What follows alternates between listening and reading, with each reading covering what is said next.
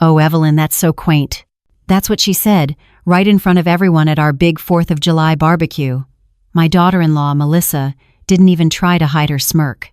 I just set down my homemade apple pie, the one from my late husband's recipe. I brought an artisanal vegan tart from that new place downtown, she announced to the yard. People want brands, not bake sales. I looked at my son, Stephen. He just stared at his feet, saying nothing. That casual public humiliation wasn't the start of the rot, but it was the moment I knew it had reached the surface. But that explosion over a pie was just the final crack in a foundation that had been crumbling for years.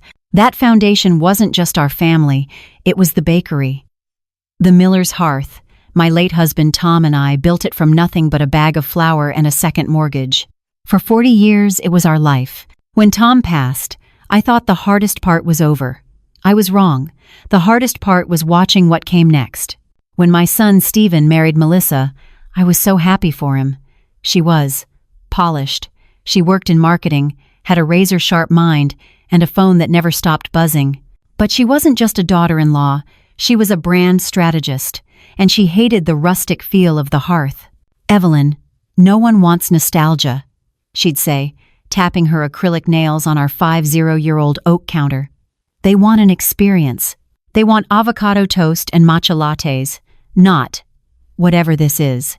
She'd gesture to our display of bear claws and cinnamon rolls, Tom's prized recipes, like they were roadkill. And Stephen, my son, would just nod. She's got a point, Mom. We have to think about the future.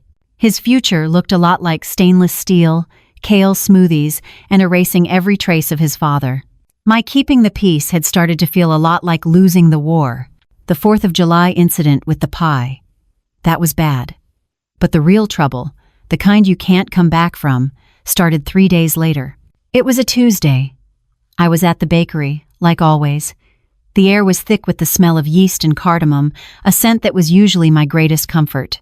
I was in the back, kneading dough for the morning challah. Tom always said my hands were the only ones that understood the dough.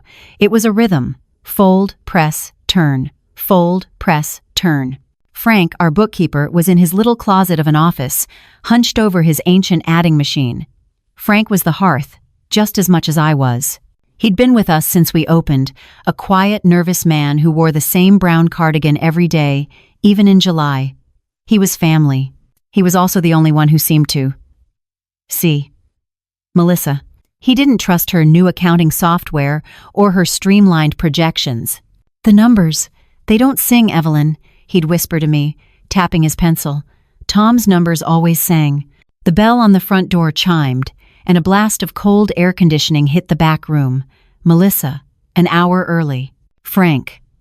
Her voice cut through the warm bakery air like a shard of ice. I need to talk to you about the quarterly reports. You're still using paper. I stopped kneading. My hands, caked in flour, froze. I heard his chair scrape.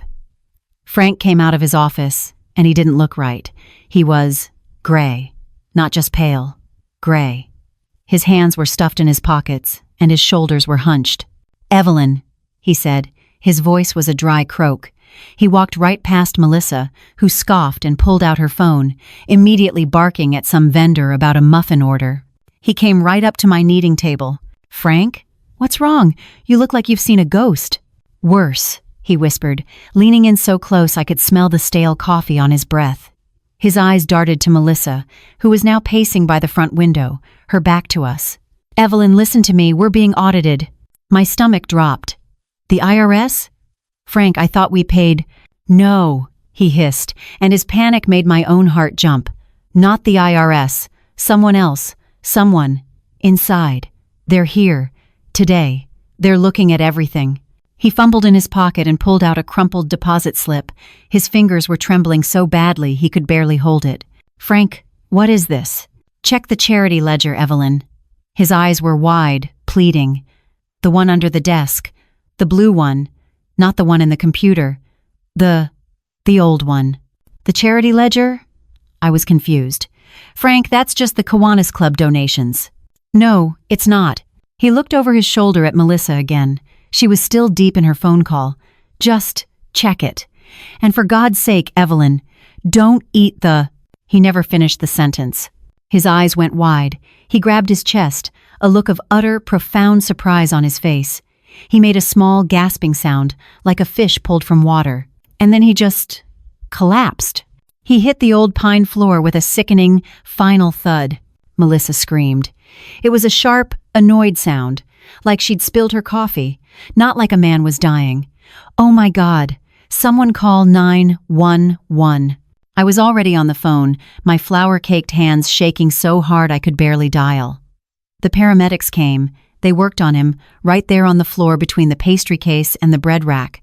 But it was too late. Massive coronary, one of them said, pulling a sheet over his face.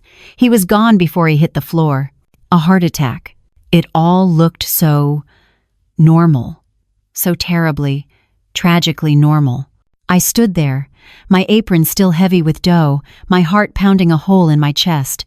As they wheeled Frank's body out of the bakery, my bakery, our hearth, I couldn't get his words out of my head. Don't eat what? I looked over at Melissa. She was already on her laptop, sitting at the counter where Frank had just died. I'm canceling our afternoon orders, she said, not looking up. This is going to be a nightmare for logistics. A nightmare. That's what she said. I just stared at her, the crumpled deposit slip burning a hole in my apron pocket. And I knew, right then, with a certainty that chilled me to the bone, that Frank hadn't just died. He'd been silenced. The bakery was silent the next day. A silence that felt louder and more wrong than any noise I'd ever heard. We'd hung a simple, closed for family emergency sign on the door. The air didn't smell like bread or sugar. It smelled like the bleach I'd used to scrub the spot where Frank fell. It smelled like a hospital. My son, Stephen, was slumped at one of the little bistro tables, his head in his hands. He was just broken. I can't believe it, Mom, he whispered, his voice thick. He was here, he was fine. He was supposed to come over for dinner on Sunday. He was like an uncle to me. He was holding Frank's old chipped coffee mug, the one that said "World's Okayest Accountant," a stupid, funny gift from Tom, years ago. My boy was grieving. His pain was real, and it was pure. And then there was Melissa. She was at the main counter, her laptop open, her phone pressed to her ear. Her back was to us, but her voice was as crisp and clear as a winter morning. "No, I understand the timing is inconvenient," she said into the phone, "but we've had a personnel issue. It's a setback, but I'll have the new projections to you by 5. A personnel issue. I looked at Stephen to see if he'd registered it, but he was lost in his own world of grief, tracing the rim of Frank's mug. Melissa hung up with a sharp sigh and snapped her laptop shut. The sound echoed in the empty room. She turned, her face arranged in a mask of polite, efficient sympathy. "Okay," she said, walking over. "Look, I know this is sad. It's a terrible, tragic loss, but we need to be practical." Stephen looked up, his eyes red. "Practical? Melissa, Frank died. On our floor." "I know that, Stephen," she said, her voice softening just a fraction, the way you'd talk to a child who'd scraped his knee. "And it's awful, but he was also disorganized. He was a sweet man, but let's be honest, Evelyn, he was a relic. He was using paper ledgers, for heaven's sake. This just proves what I've been saying for months." I held my breath. I knew what was coming. "We need to accelerate the digital transition," she continued, her voice gaining steam. "And, frankly, we need to talk seriously about the sale." "The sale." Stephen stood up, his chair scraping loudly. "Are you insane? We are not talking about a sale. Frank is barely. We haven't even—" "Stephen, be realistic," she snapped, her mask of sympathy falling away, replaced by pure, uncut frustration. This whole place was being held together by that man's ancient memory. Now it's a liability. We don't even know where the vendor contracts are. This is an opportunity to finally move forward, to get out from under this hobby. A hobby. I placed my hands flat on the cold steel of the prep table. Fold, press, turn. I could feel the ghost of the dough under my palms. 40 years. My husband's sweat and dreams. Frank's entire adult life. My hands, worn down to the knuckle. A hobby. Stephen was yelling now. "It's not a hobby, Melissa. It's my family." "It's a failing business, Stephen," she shot back. "And now its only bookkeeper is dead. What do you want me to do?" I just watched her, I watched this woman who shared my son's bed. There was no sadness in her eyes, no grief, no shock. There was annoyance. And under that, something else. Something I couldn't name. A brittle, sharp-edged relief. She thought Frank was just a disorganized old man. She thought his paper ledgers were a sign of weakness. But Tom and Frank, they were old school. They believed in things you could touch. They believed in keeping a second set of books, not to cheat, but to check. "Evelyn, you agree with me, don't you?" Melissa said, turning to me, looking for an ally. "You must be tired. You deserve to rest. Let me handle this. Let me streamline things." I looked at my son, his face torn between loyalty to his wife and love for his past. I looked at Melissa, her eyes bright and hungry. And I thought of Frank, gray-faced and terrified. "Check the charity ledger, the blue one." I thought of the crumpled deposit slip in my apron pocket. I had to get into his office. "You're right, Melissa," I said. My voice was quiet, but it cut through the argument like a knife. Both of them stopped and looked at me. It's all a lot. I just need a minute." I turned from them and started walking toward the back. "Mom, where are you going?" Stephen asked.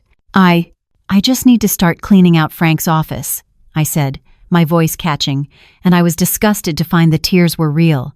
But they weren't just for Frank. They were for my son. He shouldn't be a personnel issue. He was our friend. I want to make sure his things are handled with respect. Melissa's shoulders visibly relaxed. The sentimental old woman was going to grieve. Perfect. That would keep me out of the way. "Of course," she said, her voice dripping with that fake, sticky sympathy again. "Take all the time you need." I nodded, not looking at her. I walked into the dark, cramped little office that Frank had occupied for 40 years. I closed the door, and the only sound was the frantic, terrified pounding of my own heart. I was alone, with the ledgers, and I knew as I flipped the light switch that I wasn't there to pack up his memories. I was there to find his weapon. It was right where Frank said it would be. Taped to the underside of his cheap particle board desk, I felt the cool, smooth spine of a slim, royal blue accounting ledger. It felt old, solid, like the truth. Frank's tiny office smelled like peppermint-flavored Tums and old paper. Outside, in the main bakery, I could hear the muffled sounds of the new reality, the sharp staccato tapping of Melissa's laptop keys, the clink of a spoon against a ceramic mug. She was already making herself at home, 10 feet from where a man's heart had stopped. My hands were shaking. I sat in Frank's worn-out chair, the springs groaning in protest as if they too were in mourning. I opened the blue book. This wasn't like his other books. The handwriting was tiny, meticulous, almost cramped. Frank's secret code. He was, I realized, a far more complex man than I'd ever known. This wasn't just a backup. This was a shadow ledger, and under a tab labeled Charity, he'd been tracking something else entirely. A list of payments. Big ones. A $5,000 donation here, a $10,000 consulting fee there. All of it. Every single dime. Going to an LLC I'd never heard of. M Squared Strategic Solutions. M Squared. Melissa. The blood drained from my face. I grabbed the crumpled deposit slip from my apron pocket. The account number Frank had circled. It matched the payments. And then I saw the final entry, from the day before. The handwriting was shaky. Final transfer, minus $300K. She's selling the hearth. God help us. He was right. The numbers didn't just sing. They screamed. This wasn't just a difference of opinion about matcha lattes. This was a theft. Melissa was siphoning money, gutting the bakery from the inside before she sold it. Frank had found out. Frank was going to tell me. And now Frank was dead. Don't eat the... A cold, hard realization settled in my stomach. This wasn't a personnel issue. This wasn't a tragedy. This was an execution. And the murderer was out there waiting for me to be done grieving. My first impulse was to run, to burst out of that office, blue book in hand, and scream, to grab my son and shake him, to show him what his wife was. But then what? Frank had tried to talk. Look where it got him. If I confronted her, I'd be next. She'd call me a crazy, grieving old woman. She'd have Stephen commit me. Or, worse, she'd already proven she was capable of anything. No, I couldn't fight her on her terms. She was a shark, all slick smiles and hidden teeth, but I was what she'd called me, a relic, a hobbyist, a sentimental old fool. Fine. If I was going to be a ghost in my own bakery, I was going to learn how to haunt. I took a deep, shuddering breath. I tucked the blue ledger under my sweater, pressing it flat against my ribs. It felt like a shield. I grabbed a random, meaningless box of Frank's old tax returns from the 90 seconds, a dusty snow globe, and I walked out of the office. The performance of my life. They were exactly where I'd left them. Stephen, staring into his cold, empty mug. Melissa, looking up from her screen, her face a perfect mask of impatience. Find anything. I let the tears come. This time, they were part of the plan. Just memories, I whispered, clutching the box. It's all too much. I let my shoulders slump. I let myself look every bit the 60-something, defeated, heartbroken widow. I think you're right, dear. Stephen's head snapped up. Mom.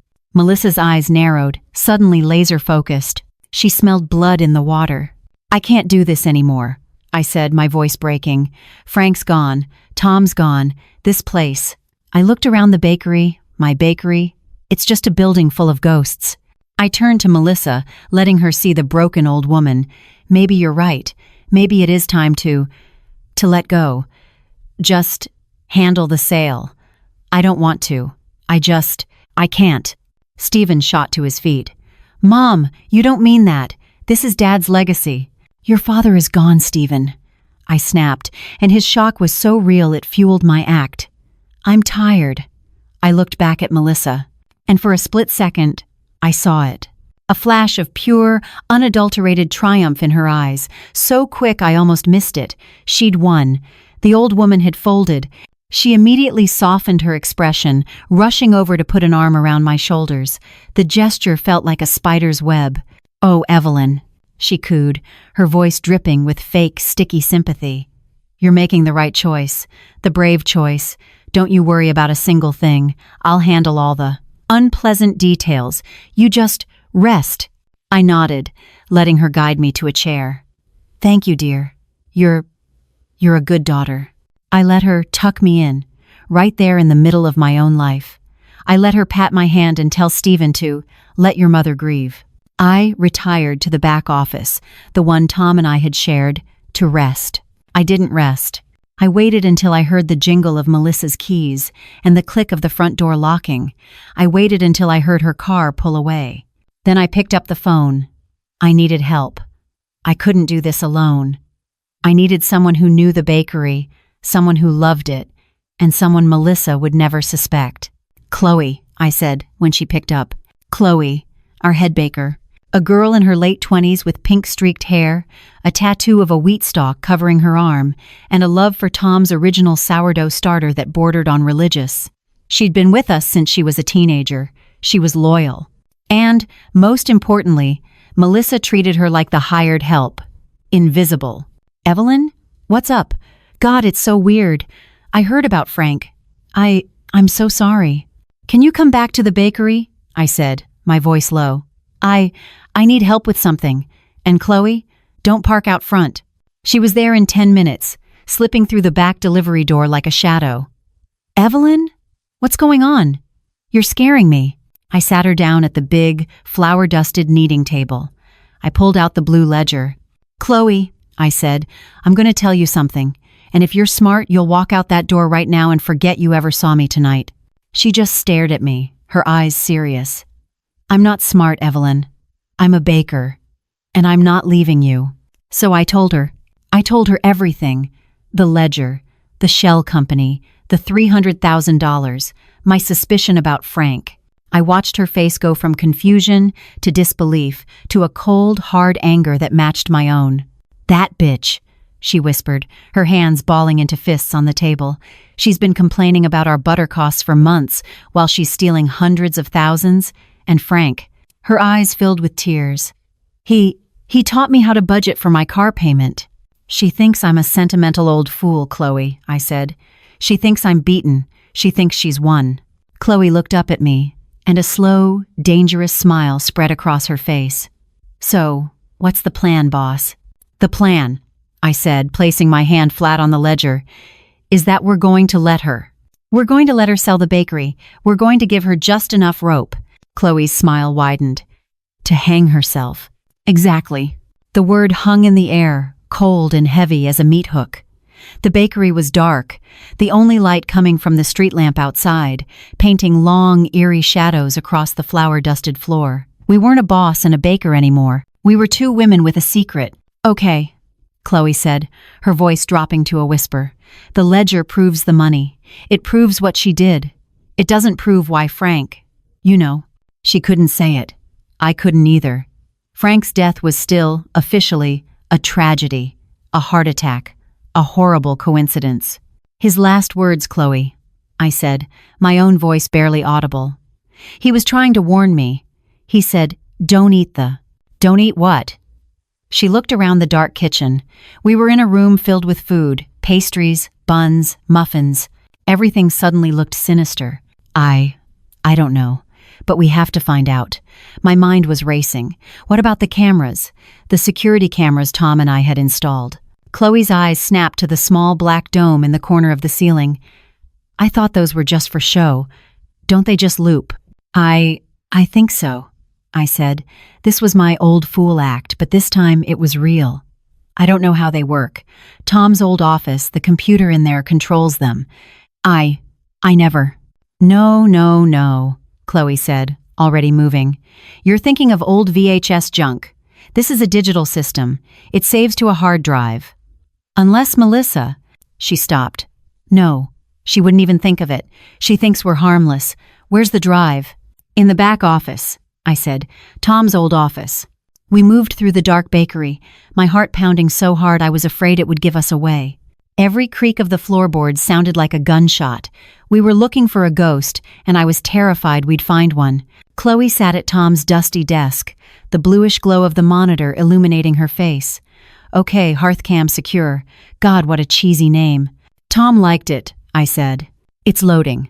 Okay. It has all 4 angles. Kitchen, front counter, Frank's office, and the dining area. When did it happen? Yesterday, I said, my throat tightening. Around 10:45 a.m. She found the file. Clicked.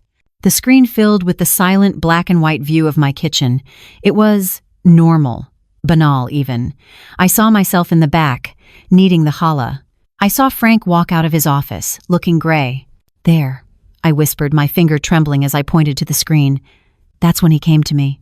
We watched, holding our breath, as the silent movie version of me and Frank had our conversation. We saw him lean in. We saw me freeze. Then we saw him walk away. But he didn't eat anything, Chloe said, confused. He just talked to you. No, it was before. Melissa came in. She was at the front.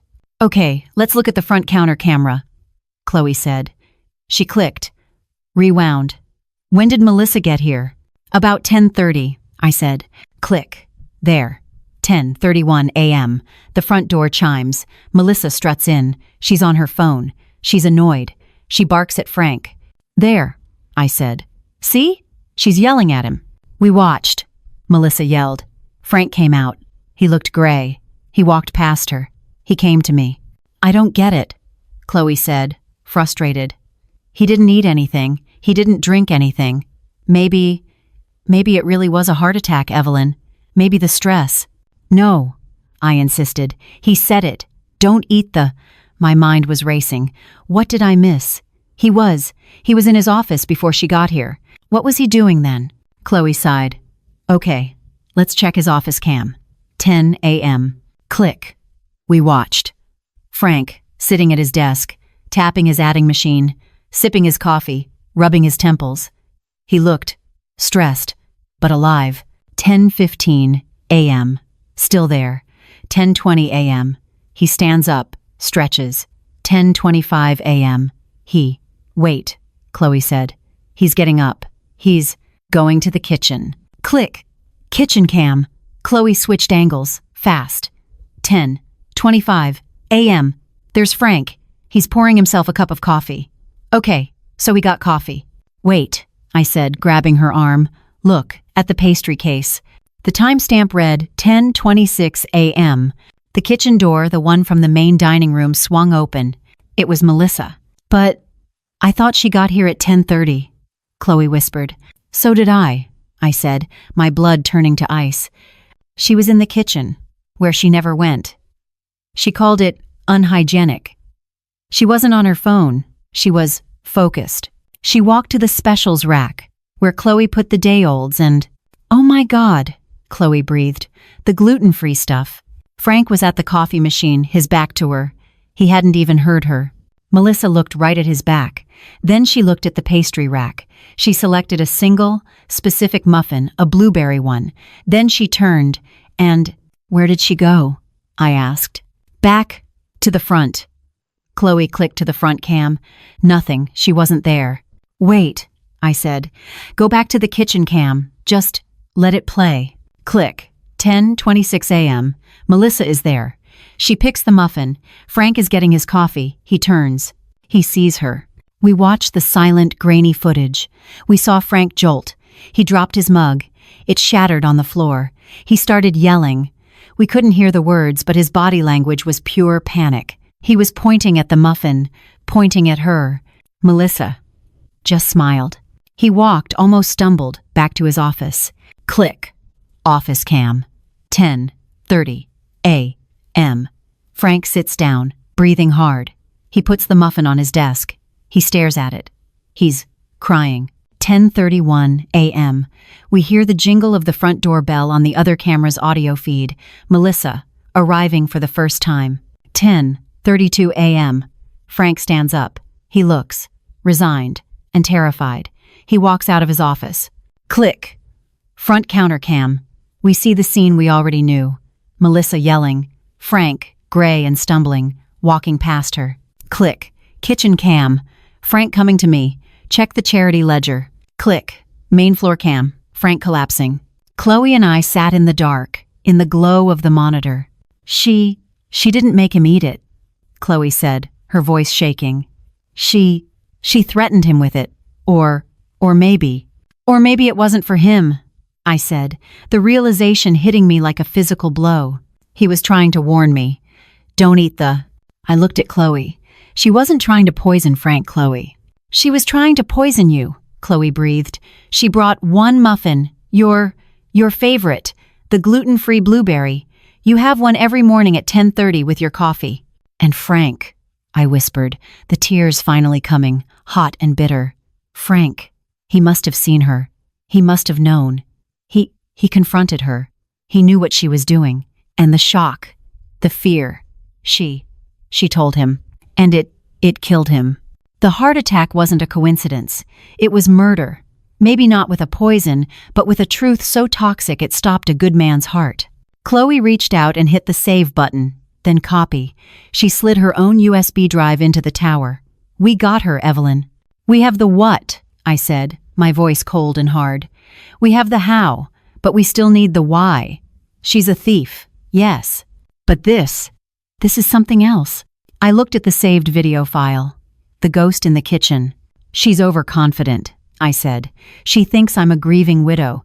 She thinks Frank's death. That's just logistics. She's going to accelerate her plan now. What plan? Chloe asked, pulling the USB drive out and clutching it in her fist. The sale, I said. She's going to sell the hearth, and she's going to do it fast, and we are going to help her. So, we helped her. The next morning, I did the hardest thing I've ever done. I called Melissa, my voice still thick with what she assumed were tears. I asked her to come to my house without Stephen. She arrived, not with a casserole or a comforting word, but with a leather-bound portfolio and the scent of expensive, sharp perfume. She looked like a surgeon, and I was the patient on the table. I'd set the stage. I'd made tea, using the good china cups Tom's mother had given me, the ones Melissa always said were fussy and dated. I needed her to feel superior. I needed her to feel like she was in complete control. Evelyn, she said, not taking a sip of the tea. I'm glad you called. It's better to be practical. I just can't, I said, looking at my hands, playing the part of the broken woman. The bakery, it's just too many memories. Frank, Tom, I can't walk in there. I looked up, letting her see the raw pain in my eyes. I want it done. Fast. Just get rid of it. I watched that familiar flash of triumph in her eyes. She'd won so easily. The old woman was just rolling over. Of course, she said, her voice a perfect imitation of compassion. You've been through so much. I've already been exploring options. A few investors who are very interested in the location. You have? I asked, feigning surprise. A clean break. That's what you need, she said, finally taking a sip of tea. She grimaced slightly. Too fussy. You just sign the papers, Evelyn, and I will handle everything. You won't have to lift a finger. A clean break. As if you could just bleach a murder like you bleach a kitchen floor. She took the bait like a starved shark. She became a whirlwind of activity. She believed I was at home, shattered, looking at old photo albums. And I let her. I let my son Stephen believe it too. He was the hardest part. Mom, what is wrong with you? He yelled at me, standing in my living room, his face red. You're just letting her. You're letting her tear down everything Dad built. Frank's not even. He's not even in the ground. And you're selling. I wanted more than anything to grab him, to shake him, to show him the blue ledger, the one I now kept under my mattress, to show him the video file on Chloe's USB drive. Your wife is a monster. She tried to poison me. She killed Frank. But I couldn't. I looked at my son's face. His honest, grieving, weak face. He was her husband. He loved her. Would he believe me? Or would he run to her, warn her, and give her time to shred the evidence? No, I couldn't risk it. I had to let him think I was broken. Stephen, honey, I'm so tired, I whispered, turning away from him. I don't have a fight left in me. The look on his face. It was pure disappointment. He thought his mother was a coward. It was a fresh, new kind of pain, but I swallowed it. It was fuel. While I was grieving, Chloe was my eyes and ears. She was still working at the bakery, and Melissa, now in full-on CEO mode, barely registered her. Chloe was just staff, hired help, invisible. You're not going to believe this, Chloe whispered to me, standing in my dark kitchen every night after her shift, smelling of flour and rage. She threw out the old bread pans, said they were unhygienic. She's painting over the mural. My heart stopped. The mural. Tom's sister had painted it for our grand opening, a huge, sprawling tree, our miller's hearth. It's just white, Chloe said, her voice breaking. She's painting it all white, like a hospital. I just nodded. I let the cold rage settle inside me. It was good. It kept me sharp. And, Evelyn, Chloe continued, a few days later, today was bad. She was cleaning out the back office. She found Tom's old recipe binder, the leather one, that binder. It was his Bible. It held every secret, every note, every gram of salt. It was the soul of the hearth. She looked at it, Chloe said, and she tossed it in the dumpster. She called it a fire hazard, an intellectual property we need to liquidate. Did you? My voice was a croak. I waited till she left, Chloe said. She reached into her backpack. She pulled out the binder.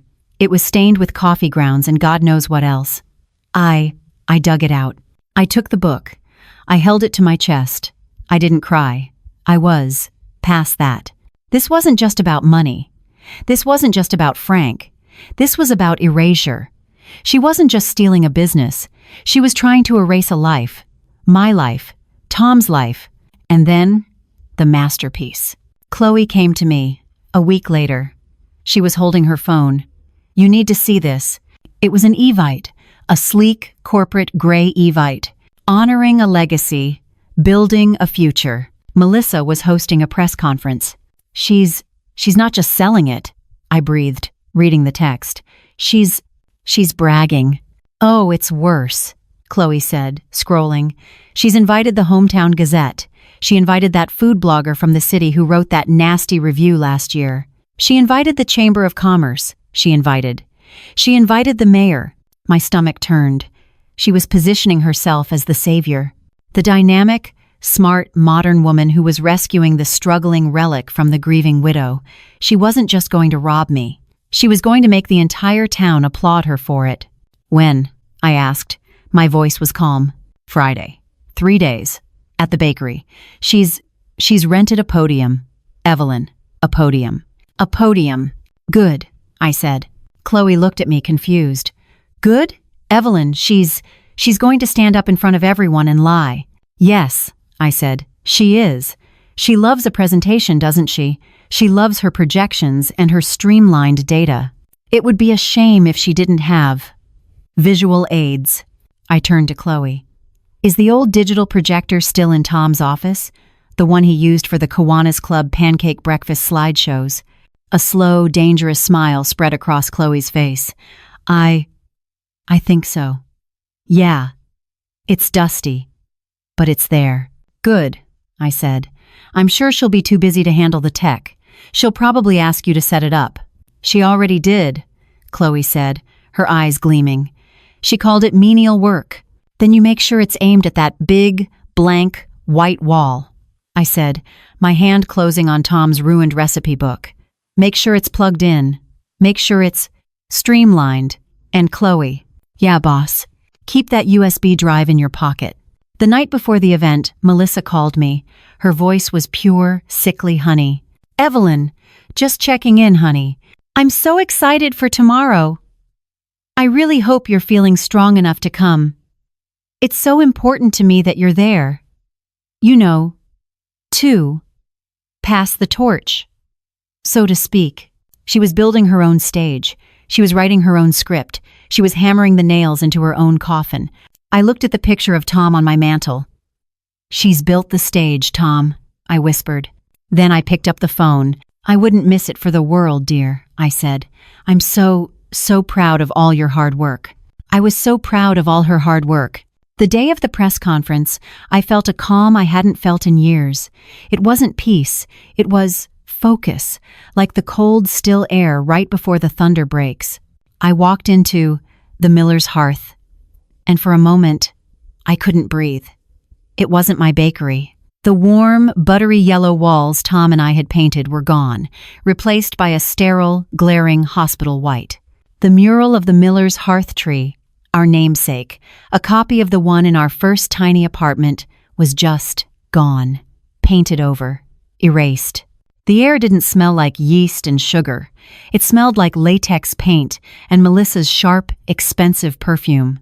She was at the front, standing behind a sleek gray podium, wearing a crisp white pantsuit. She looked like she was about to give a tech keynote. The room was full. The mayor was there, looking important. The editor from the Gazette, Mrs. Henderson, who I'd known for 30 years, was in the front row, notepad ready. That food blogger was there, looking bored. And in the front row, my son, Stephen. He looked so proud of his wife.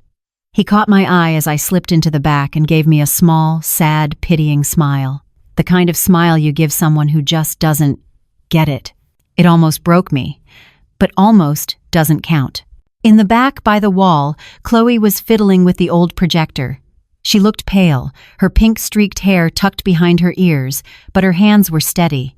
She saw me. She gave one, tiny, almost imperceptible nod. I nodded back. Melissa clapped her hands, a sharp, bright sound. Wonderful. Thank you all so much for coming. She stepped up to the podium and beamed. She was magnificent. I had to give her that. She was a performer. Today, she began, her voice resin-G full of practiced sincerity. Today is about honoring a legacy. But more importantly, it's about embracing the future. The Miller's Hearth has been a staple in this community for so long. She talked for 10 minutes. She used words like synergy and rebranding and streamlining a heritage asset. She spun a beautiful, tragic story, the story of a beloved, struggling business. A grieving widow, Me Too, overwhelmed to manage, and her, the savior, stepping in to bring this wonderful legacy into the 21st century. She was, she implied, saving me from myself. But I couldn't have done this alone, she said, her voice dropping, her eyes shining with what looked like tears.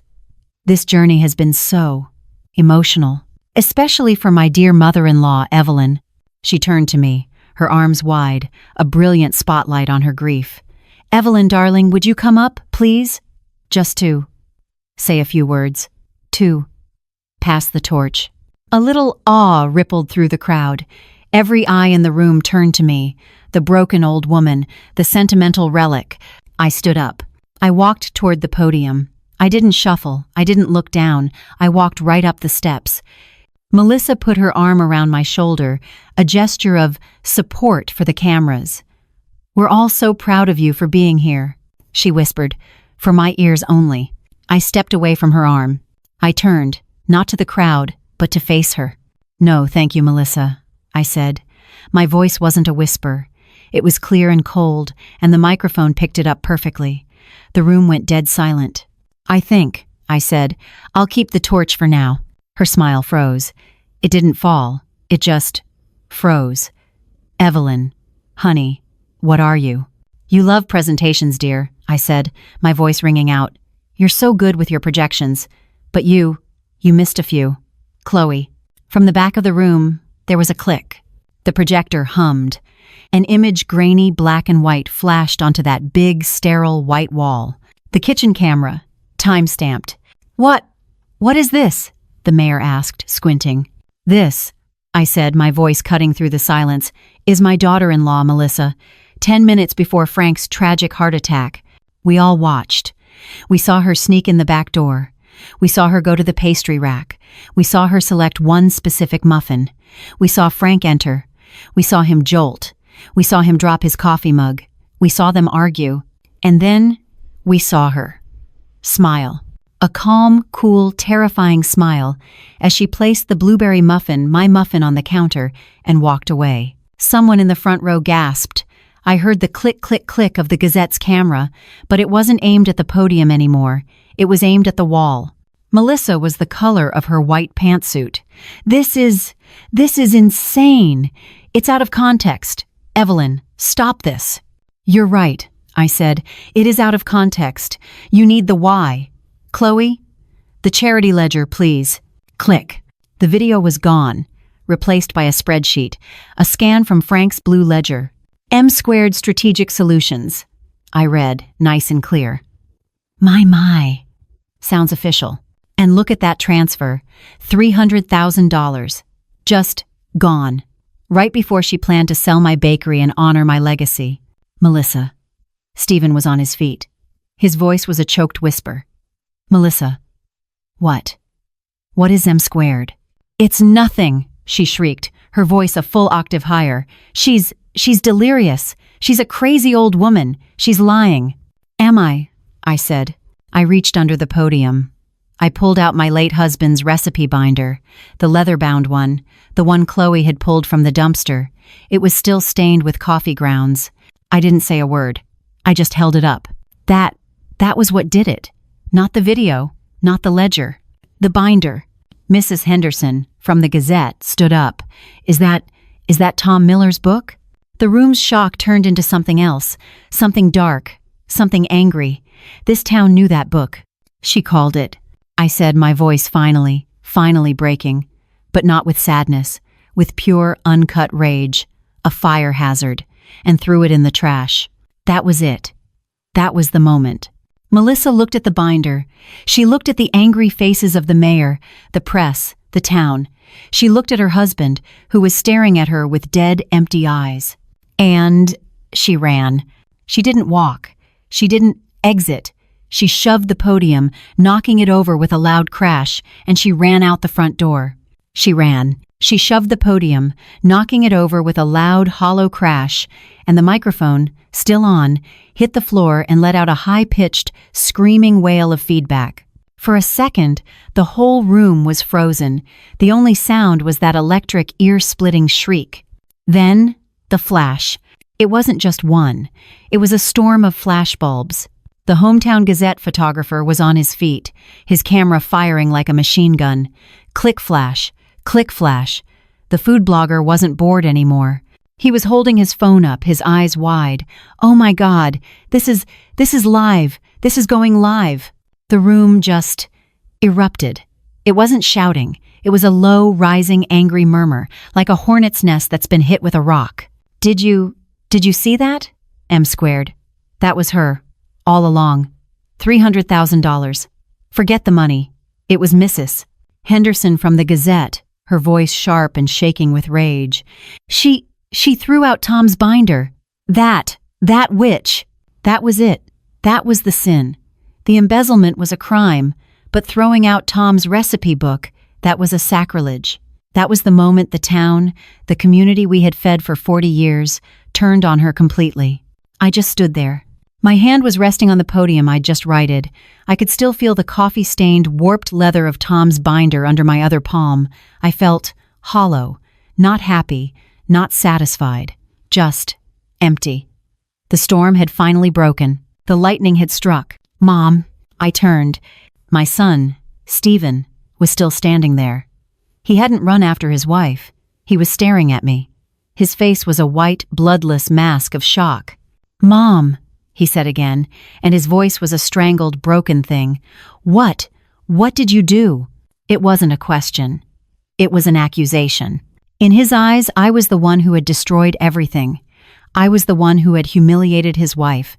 I was the one who had brought the whole house down. He wasn't seeing the thief, the woman who had tried to poison me, the woman who had callously watched Frank die.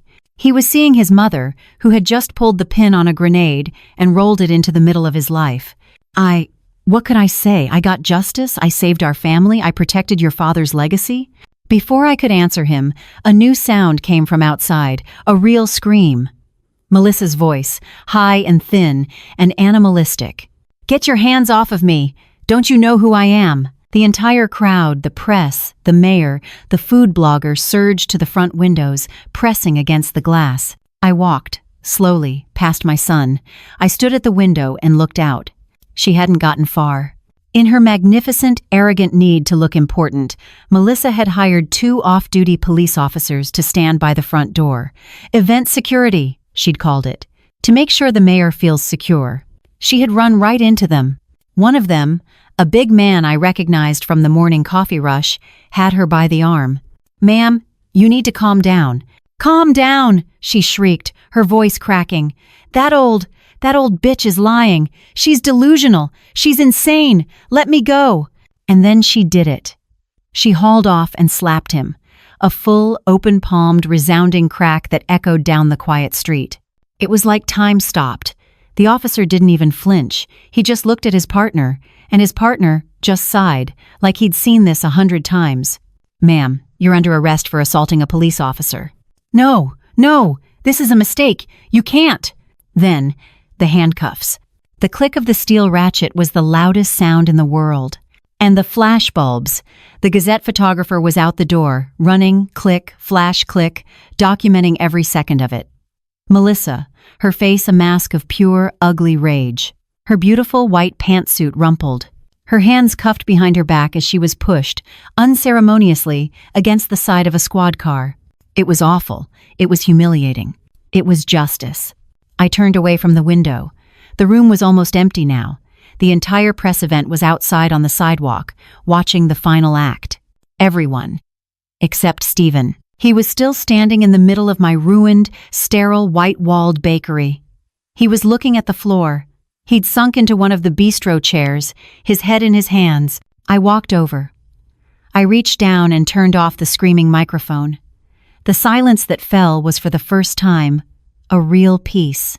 He looked up at me, and his eyes were the eyes of a child who had just learned the world was full of monsters. Mom, he whispered, the muffin. The one on the video. Your muffin. Did she really try to? I didn't have to say a word. He saw the answer on my face. Oh my God, he breathed, a sob catching in his throat. Oh my God, Mom, what did we do? That we broke my heart all over again.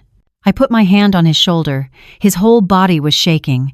We, I said, my voice as steady as I could make it, are going to clean up this mess.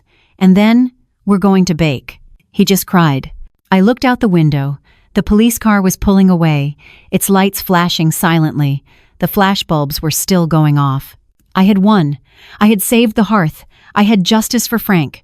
So why, as I stood there with my hand on my weeping son's shoulder, did I feel like I had just lost everything?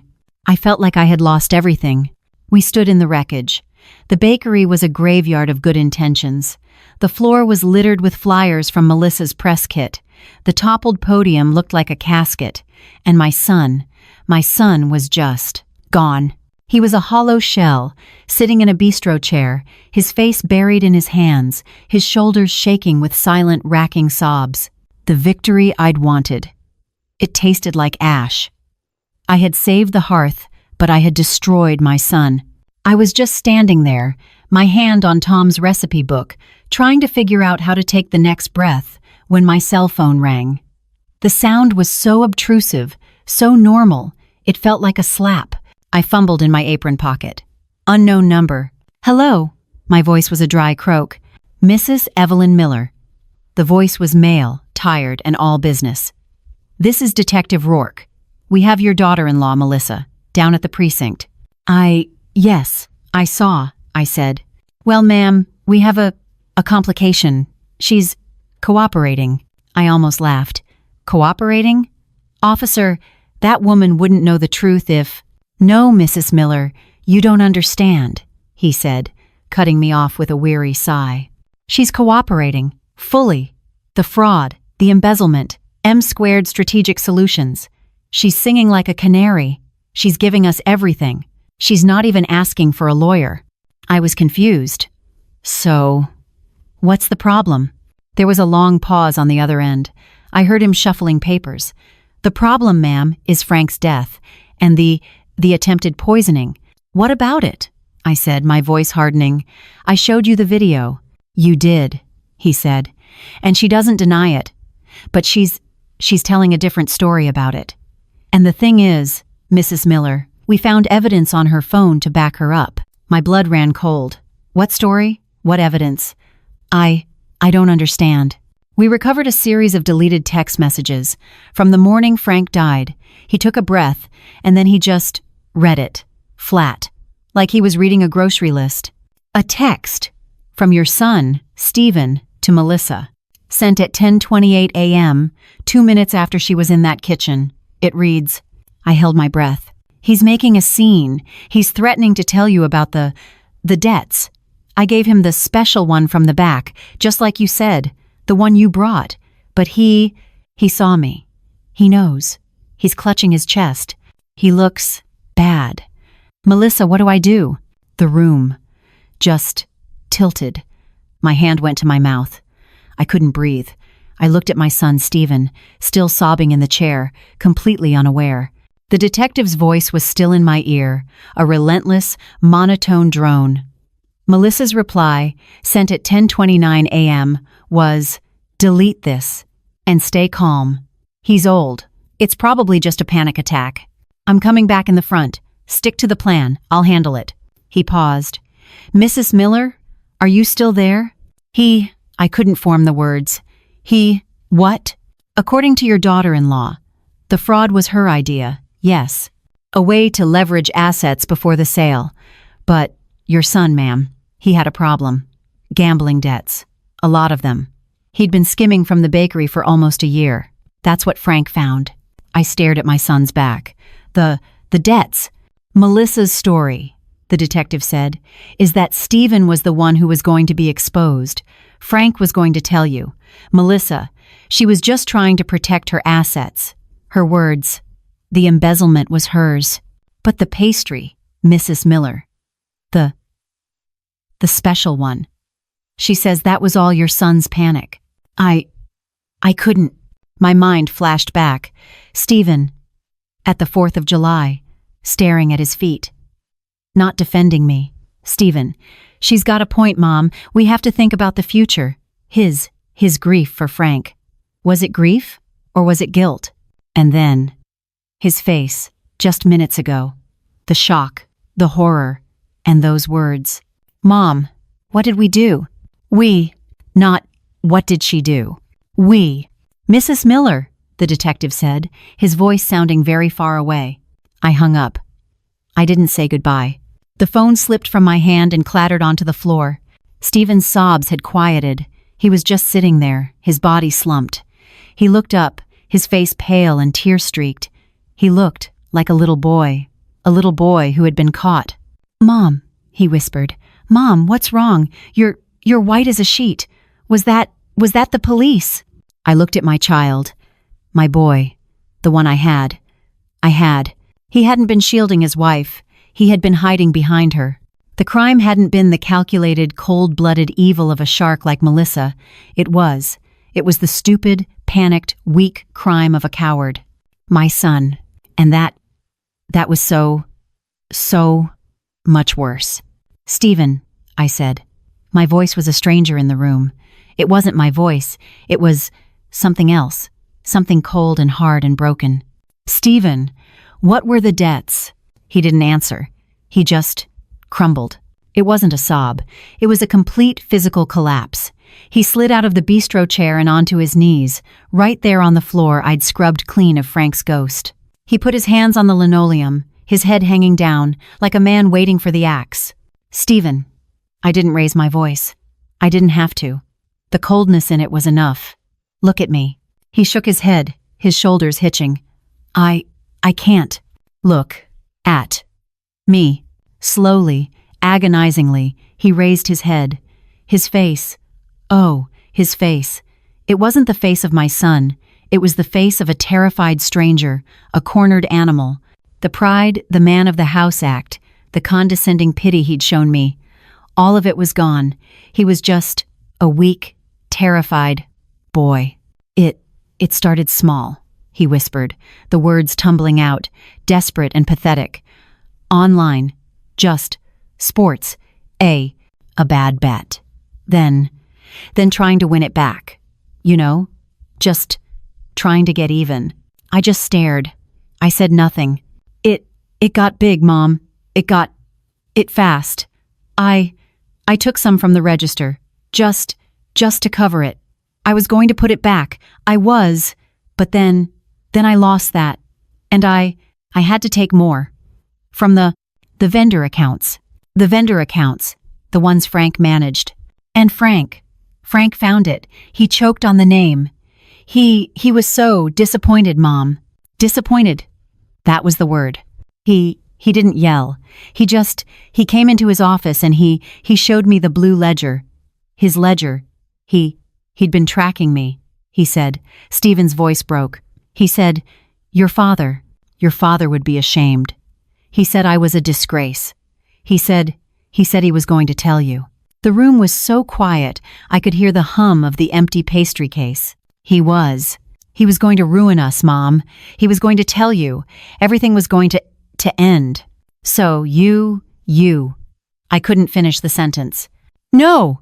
he yelled, snot and tears running down his face. "No! I told Melissa. I tell her everything. She handles things." Oh God. The reframing, the text message. She was the muscle. He was the Melissa. She said Frank, was an old world problem. She said he was the one trying to ruin us, not me. Stephen sobbed. She said she had a plan. The M-squared thing. That was to pay back the debts, to cover my tracks. She was trying to fix it, Mom. She was trying to protect our assets. She was trying to protect me. The fraud. The $300,000. It wasn't just greed, it was his getaway fund. It was her cleaning up his mess. I felt sick. I put my hand on the back of the chair to steady myself. All that rage I'd had for her. All that focus. All that hate. It had been pointed at the wrong person. It had been pointed at the symptom. The disease was kneeling on my floor. The muffin, Stephen, I whispered. My throat felt like it was full of sand. Tell me about the muffin. He looked away. I panicked. Frank was making a scene. He'd just seen her in the kitchen. He knew. She'd brought it for you. He was screaming at me. You're in on it. You're trying to kill your own mother. I closed my eyes. And I grabbed it, he said, his voice a pathetic squeak. I held it out to him. I said, calm down, Frank. It's just a muffin. See? It's fine. I don't know what I was thinking. I wanted him to be quiet. He looked at the muffin, and he looked at me. Stephen was rambling, lost in the horror of the memory. And he clutched his chest. He just looked at me, he said. She's not the monster, Stephen. You are. Stephen put his hands over his face. And he fell. He was dead. I didn't touch him, Mom. I swear. I panicked. I texted Melissa. What do I do? She said. Delete this and stay calm. He did it. He killed Frank. Maybe not with his hands, but with his weakness, his stupid, pathetic, cowardly panic. I looked at the man on the floor. My son. The one-eyed. I'd driven his wife out of town to protect. The one-eyed. I'd felt sorry for. He wasn't a victim. He wasn't manipulated. He was the rot. He was the rot, right at the center of the hearth. He'd let his wife become a monster to protect him, to clean up his mess. He'd stood by and watched me, hated me, for attacking the woman who was just. His shield. I had been so blind. I had been looking for a villain in a crisp white pantsuit. But the real villain was my son. My only son. He stayed there, kneeling on the floor, in the middle of the sterile, whitewashed room his wife had built. A 40-year-old man, his body shaking, waiting. He'd spent his whole life waiting for his father to praise him, waiting for me to bail him out of some stupid high school scrape, waiting for his wife to build a wall of corporate excuses around his weaknesses. And now, he was kneeling on the floor, waiting for me, waiting to see if I would fix this, too. I looked at the top of his head, his thinning hair damp with sweat, and just for a second, the harsh light from the front windows. It hit him, in a way that he wasn't 40. He was 8. The memory. It didn't just come to me. It hit me. Are you listening? Stephen had nodded, his eyes as wide as saucers, so proud. We never cut corners, Tom had said. Not on butter, not on time, and not on the truth. A Miller always faces the heat. You understand me, son? You always face the heat. The memory was so clear, so sharp, it was like a physical pain. I snapped back to the present, to the smell of latex paint and Melissa's lingering sharp perfume, to the man on the floor who had cut every corner. He had lied, he had skimmed, he had let a good man die, all to avoid facing the heat, the sickness in my stomach, the grief. It didn't fade. It crystallized. It turned from something soft and sick into something hard, something solid. It turned into resolve. This ended. Here. Now. I turned away from him. I looked at my purse, sitting on a bistro chair right next to the toppled podium. I walked over, my footsteps the only sound in the empty, silent room. They echoed. Click, click, click. I picked up my purse. I fumbled inside, my hand closing around the cold, familiar, jagged metal of my car keys. The jingle. It was such a tiny sound. But in that dead, silent room, it sounded like a fire alarm. Stephen's head snapped up. His face. It was hopeful. Mom, he whispered. He thought. Oh my God. He actually thought.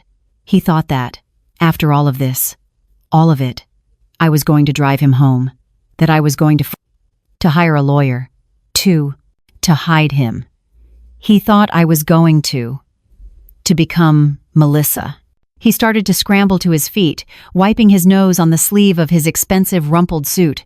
Mom. Oh God. Mom. I don't know what to do. I'm so scared. I know, I said. My voice was calm. It was the calmest I'd felt in my entire life. I held up the keys. They glittered in the light. Get up, Stephen. He got up. All the way. He was looking at me, his eyes red and puffy and desperate. Are we going home? Get your coat, I said. It was on the back of the chair, his stupid, expensive overcoat. Mom, he asked, and the hope in his voice was so pathetic, so wrong, it made me want to scream. Are you helping me? Are you going to fix this? I looked him right in the eye. The 8-year-old boy was gone. There was just this hollow man. No, Stephen, I said. The hope. It didn't just fade. It died. It vanished. His face just went slack. I'm not helping you. Not like that. I took a step toward the door. I'm driving you to the police station. What? He choked. No. Mom, no. You can't. They'll. You will walk in, I said, my voice cutting hard and sharp, right over his panic. You will sit down, and you will tell them the truth. All of it. The debts, the skimming, Frank, everything. No, Mom, please. He was crying again, that ugly, panicked sob. You'll ruin me. It'll kill me. You can't do this to me. You're already ruined, Stephen, I said. The words were hard as stones. This is the only way back. This is the only way to face the heat. This is the last, the only decent thing left to do. I turned, my hand on the doorknob. Your father, he taught you, I whispered. A miller never cuts corners. He just stared at me. He was seeing me for the first time. Not Mom, not the sentimental old fool, not the grieving widow, just me. He started to cry again, but this time it was different. It wasn't panic. It wasn't fear. It was surrender. He didn't say anything. He nodded. One slow, agonizing, final nod. Good, I said. And I opened the door. The sound of the real world. The traffic. The sirens. Far away. It all rushed in. Now, get your coat. I drove him to the police station. I sat in the car for a long time after, the keys cold in my hand, and then I went back to the bakery, and I turned on the lights. It's been a year. The hearth is different. It's smaller. We couldn't keep the big lease, not after everything. The lawyers, the Gazette articles, the silence when I walked into the bank. But Chloe and I, we're still here. We're in a little shop on Elm Street, half the size, with a bell on the door that's too loud. It's not the same. It's better. The sterile hospital white paint is gone. We couldn't bring ourselves to repaint the old mural. That felt like trying to go backward. Like pretending. So Chloe's little sister, the one in art school, she painted a new one. In the corner, by the window. It's not a big, sprawling tree. It's just a sapling. A small, green, stubborn-looking thing, its roots just starting to take hold. It's hopeful.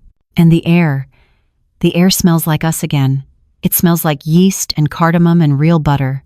Tom's recipe binder. The one I'd held like a shield. It sits on the counter. It's still stained. It's still warped from the dumpster. And it's the most beautiful thing in the room. The town. Well, the town talks. I hear the whispers.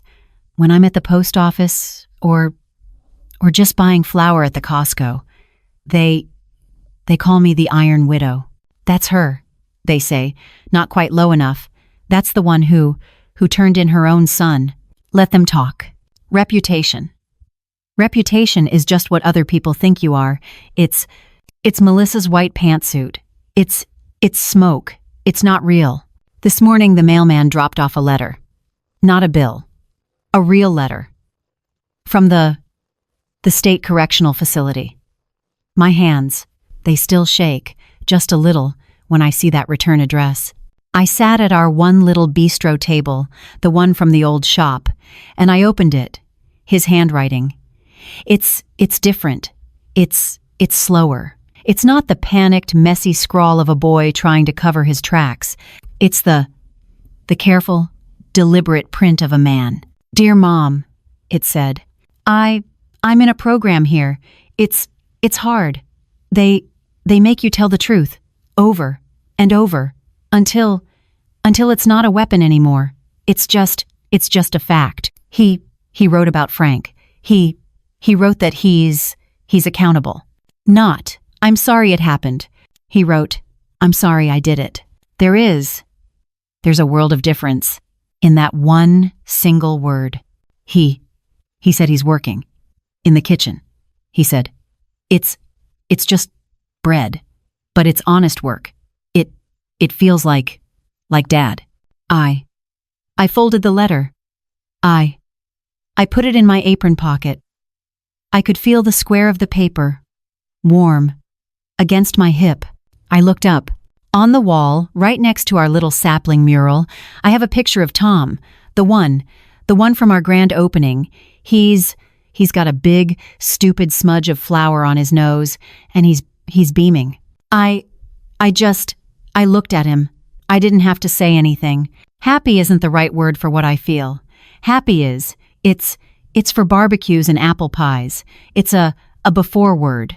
What I feel is peace. I didn't save our name. I didn't save our reputation. God knows, that's gone. That's the price. But as I stood up, and I picked up my own apron, and I went to the back to check the proofing dough, I looked at that picture, and I knew I had saved his soul. I had saved his soul. But that kind of peace, it doesn't come cheap. It cost me. It cost me almost everything. The whispers, I still hear them. The Iron Widow, that's what they call me. The woman who fed her own son to the wolves. The woman who chose a building over her own blood.